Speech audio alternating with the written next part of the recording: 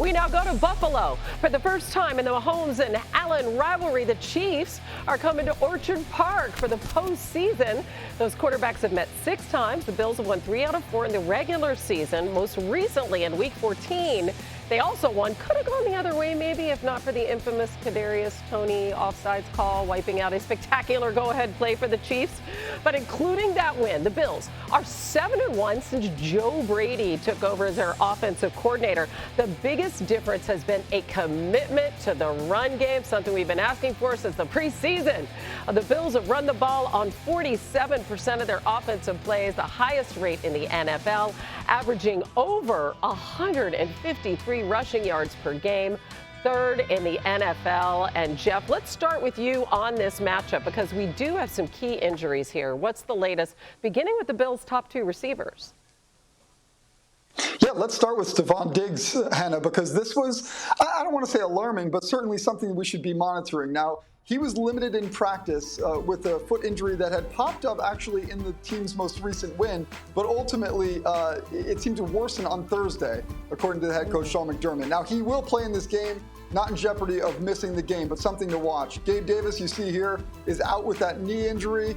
L'Jarius Sneed also limited with a calf injury the past few days, but does not sound like somebody who's going to miss this game. Rather, somebody with a very heavy chip on his shoulder and wants to prove that he is, in fact, the best cornerback in the league. So we'll keep an eye on Diggs and Sneed, but at this point, both guys should be on the field. And listen, Sunday. They're really banged up on defense. And, Jeff, I know we're going to cover that later. First, let's talk about that offense. They're going to face Steve Spagnuolo's defense on Sunday. You know he's going to have some good stuff dialed up, Dan. What should they expect? Yeah, I think, first of all, Josh and this offense cannot forget about any time or any kind of pressure on early downs. Like, Spags will bring all-out pressure, which is not normal on first or second down. So preparation for that. But most importantly, they cannot think, and Josh cannot think, hey, on 3rd downs, I'm going to know what's coming. You won't. This is a Rolodex type of game where you just get the play call and you go from there. Because I promise you, you are going to see things defensively in this game that you've never seen before. So as a quarterback, you sit there pre-snap, and Josh is going to go, well, okay, it looks like there's going to be 2 safeties deep. That's fine. And then you're trying to figure out what the underneath coverage is going to be. It's either man or zone. And the way they initially line up, you're like, okay, it looks like it's going to be man coverage underneath with 2 safeties deep. And then as the play goes, those safeties start to show, well, no, it's not going to be 2. They're going to drop down and have 1 safety in the middle field. So then your mind goes, well, I know exactly what they're going to do. They're going to play man coverage underneath with 1 safety deep. And then motion goes, ball gets snapped, and it goes back to a different thing. Those safeties switch. They're actually going to play with 2 safeties deep. If you try to figure this out, you're done. You got to play fast with your eyes and trust your instinct. Not only that, when they play 2 safety deep, it is man coverage underneath. Now, Josh is trying to think in a world of like perfection. You can't. You just have to trust what your eyes are telling you, because the caveat is this: Chris Jones doesn't even rush. So you're playing from 2 safety to 1 safety, now back to 2 safeties, man coverage underneath with only a 3-man rush. And if you try to be perfect, it forces misses like you see with Tua. The next play is absolutely diabolical. Again, pre-snap, you're sitting here going, okay, there's 2 safeties. I'm going to get middle field open, and you're trying to diagnose, is it going to be man coverage underneath? That's kind of who the Chiefs are. Now, as this play runs itself and you're sitting there go, okay, if you're trying to figure out exactly what's going to happen and have the perfect play card, you're going to be in trouble. Motion goes, right? When the motion goes, you can see this communication happen. So as that receiver goes and that communication happens, you're going, okay, now it looks like there's maybe 1 or no safeties in the middle field, and then the ball gets snapped, and this is where it gets diabolical. You have a double team on Tyreek Hill. Remember that receiver that was going in motion? There's another double team on number 1 and number 2 wide receiver, while also shading a safety over to that side. You've never seen this before as a quarterback, so if you're trying to figure it out, it's Night-Night Irene. Now here's the last part. It's a 2-man rush. Sometimes we see 3-man rush in the NFL, very rarely a 2-man rush with that linebacker spying you. That's exactly, so if Josh is going to try to play in this role of perfection, it's going to be a lot of difficulty. Josh Allen, you got to put your foot in the ground and go run for a touchdown. Tua tries to be perfect here, come off, incomplete pass to Tyreek Hill. So it's going to be really important. Josh is such a competitive dude, and Joe Brady is such a great play caller. If you try to get the perfect play call in these situations, it's paralysis by analysis. So in many ways, this is a Rolodex situation. You call good plays. You trust that your quarterback's going to trust his instincts. And if it's not there, that's when the playmaking has to kind of show itself. Because what the Chiefs defense wants to do is they don't get a lot of interceptions.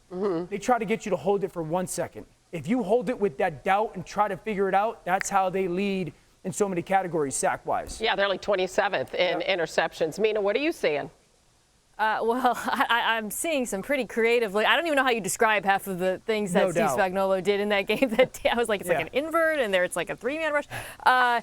What stuck out to me watching, though, some of those looks, and it'll be different, of course, against Buffalo, is against Miami, especially when they were playing man underneath. If Tua Tagovailoa was a threat to run, he would have been able to punish them at times. Yep. You highlighted one of them. And, of course, we know that Josh Allen is very much so a threat to run. And if these pressures don't get home, he will happily break the pocket, as he does so often in the postseason when his carries and yards after contact essentially double. And I think that creates a compromised situation, or some conflicts, rather, for the second level of the Chiefs' defense.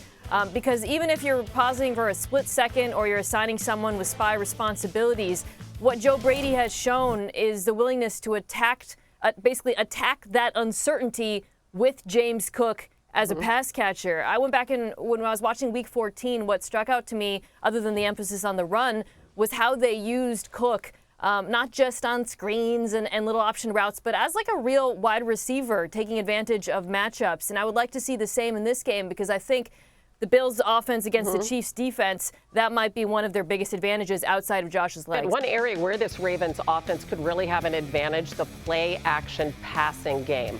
Baltimore used play action at the 7th highest rate in the NFL this season. We've been talking about it all year on this show. Lamar Jackson, absolutely excellent when doing so, ranking 2nd in the league in QPR. He looks to take advantage of that. Texans defense actually allowed the 2nd highest QBR against play action this season. So, Mina, how is that going to play out in this chess match between Todd Monken and DeMeco Ryans? Well, you know what's interesting, Hannah? Last week, Dan and I talked about the Browns against the Texans, how much better the Browns were at play action, how bad the Texans defense was. But in that game, Dan, DeMeco Ryans made some really smart adjustments, especially as the game went on, started playing more split safety, using disguise, playing the pass more aggressively than the run, and they were able to shut that down. Unfortunately, you can't do that against Baltimore, because if you give them those late boxes the way they did against Cleveland, they will punish you on the ground. And because of that, I suspect this Texans defense will not aggressively play the pass in this one.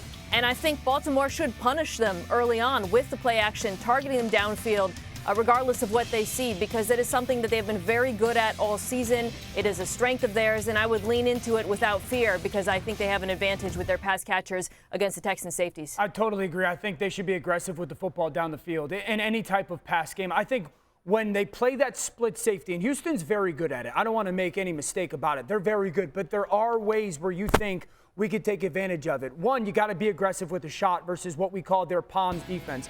Palms is quarters defense, okay? Quarter of the field in zone.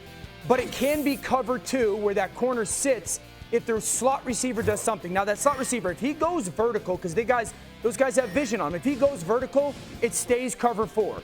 If he goes to the out or towards that corner right now, that corner becomes a flat cover guy. Safety gets over the top. If you watch this clip for Indy and you see this, you got to throw that ball outside. You got to take your shot down the field. If I was Baltimore, I would have a play that looks just like that early on, and I would tell Lamar, we're throwing the go ball to Zay Flowers. I think the second thing is, when Houston's going to play man coverage, and it's not something they love to do, you got to switch release them, and you have to get crossers running away. Get those linebackers to have to cover backs and the corners to run from offsets or trailing from behind. Third thing, when they play their single high zone, it's a very good defense.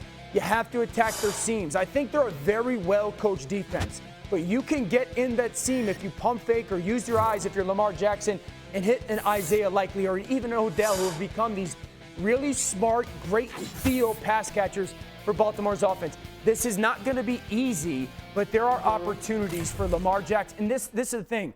3 years ago, couldn't have been done for Baltimore. They didn't have the scheme or the people, Mina. I think now they can come out aggressive in this football game down the field. The Packers were just 3-6. The playoffs seemed like a long shot, but oh no. Green Bay has gone 7-2 since then, including last week's dominant win over the Cowboys. Jordan Love leads the NFL in QBR during the stretch. He's thrown 21 touchdowns just one interception over the last 9 weeks. It is one of the great stories in the NFL this season. Matt LaFleur working under Kyle Shanahan for 3 different teams. Now they go head-to-head. This is so much fun, Mina. How should the Packers game plan against that Niners star-studded defense? Yeah, Hannah, I think they've got a couple of matchup advantages in this one. I'll start here. Niners defense is very good. They're excellent against the pass. They're kind of soft against the run. You can line up in center and run it on them. Now, if Eric Armstead's back, that makes a difference. But even so, that is something that Green Bay does exceptionally well, especially with Aaron Jones back. Just get under center and give him the football. So I would start there and be patient with the run game and everything that flows from that, especially the way they use misdirection.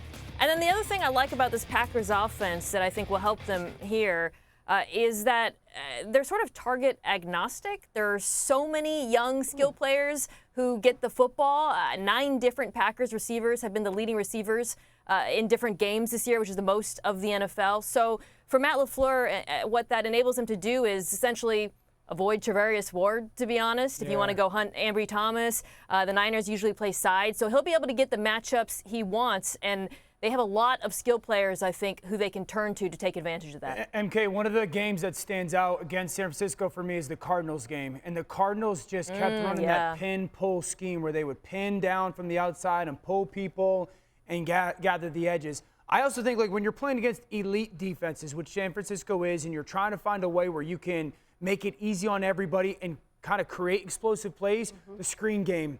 And one of the things that they've gotten a lot better at during this season is running screens. Beginning of the year, they were awful at it. And I think it's a way where you can get after San Francisco a little bit. They're a great defensive line. But this defense that loves to run side to side, you've got to screen them. You've got to make this defensive line try to get upfield, retrace, whether it's a drop back screen, perimeter screen, play action screen. Everyone knows that I love the play action screen. So I think that's something like, agree, running the football, but taking a little bit pressure off of this offensive line to hold up on a consistent basis. If I was Green Bay and Matt LaFleur, I would run 8 screens this game. I would try to run 2 screens a quarter, because if you hit 2 of them, it can completely swing the game explosive play-wise. Love how Matt LaFleur's been able to really call his offense. I think with Jordan Love in there in place of Aaron Rodgers, it's just his offense, and he's done a great job. But more to that running game, A.J. Dillon has missed Green Bay's last 2 games, Jeff. So what can you tell us about his status for tomorrow?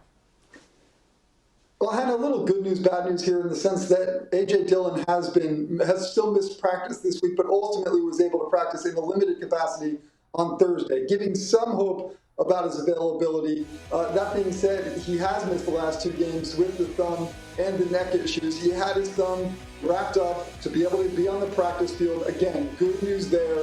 But there's also a sense here that maybe they don't necessarily need him right now. Aaron Jones kind of being that bell cow back for the team. So we'll see if Dillon can be on the field. And if so, perhaps he'll have some fresh legs after missing the last couple weeks. And maybe then he can have his impact. All right, so while we do something with your mic, Jeff, I'm not exactly sure what. I think did you? Have it on. Yeah, I don't. Do you not have your mic on, Jeff? I bet you $10. Did you set it down? Yeah, buddy. In there. Okay. In there. All right.